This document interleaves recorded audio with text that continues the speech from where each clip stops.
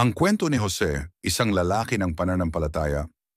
Si Jose, paboritong anak ni Jacob, binigyan ng makulay na balabal. Nanaginip siya na yuyukod sa kanya ang kanyang mga kapatid. Dahil sa selos, nagpasya ang mga kapatid niyang siya'y ipagkanulo. Itinapon nila siya sa balon at ipinagbili sa mga mangangalakal patungong Ehipto. Naging alipin siya sa bahay ni Potiphar, ngunit nanatiling tapat. Napagbintangan siyang gumawa ng masama kahit inosente.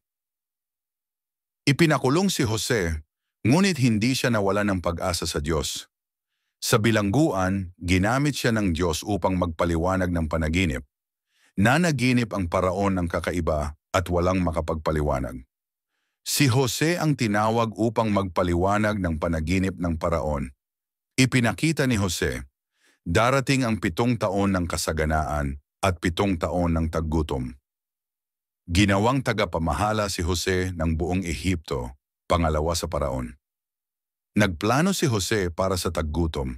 Nag-ipon sila ng pagkain. Dumating ang kanyang mga kapatid upang humingi ng pagkain.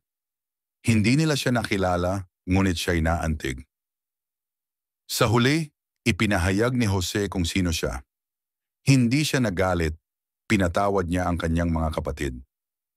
Si Jose, isang kwento ng pananampalataya, pagpapakumbaba at kapatawaran.